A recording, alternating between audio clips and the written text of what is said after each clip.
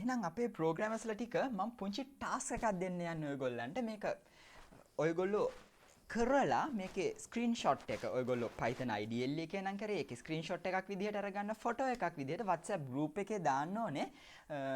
මේ සතියේ ලෙක්චර් එකට කලින් දාන්න උත්සාහ කරන්න. බොහොම පුංචි කෝඩ් එකක් මම ඔයගොල්ලන්ගෙන් බලාපොරොත්තු වෙන්නේ. මෙන්න ඔයගොල්ලන්ට හම්බෙන ටාස්ක් එක.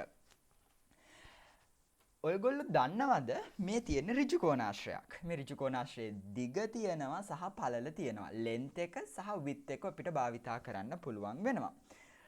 length එකයි width එකයි user input කරාට පස්සේ ඔයාගේ system එකෙන් මේ ඍජු කෝණාශ්‍රයේ පෙරිමීටර් එක නැත්තම් පරිධිය වටේ දිග කැල්කියුලේට් කරලා පෙන්වන්න ඕනේ.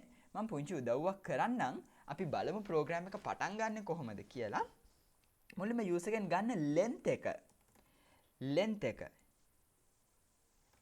එක user ගේ input එකක් විදිහට ගන්න ඕනේ.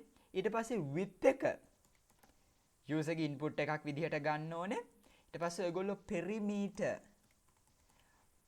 පරිමිතිය කැල්කියුලේට් කරන්න ඕනේ. අවසානයේ පරිමිතිය ප්‍රෝග්‍රෑම් එක තුල print වෙන්න ඕනේ. ඉතින් බොහොම පුංචි සරල කමාන්ඩ්ස් ටිකක් තියෙන්නේ. මෙන්න මේ ටිකේ හිස්තැන් පුරවන්න ඔයගොල්ලන්ට ඇත්ත වශයෙන්ම තියෙන්නේ. length එක user ගෙන් ගන්නෙ කොහොමද?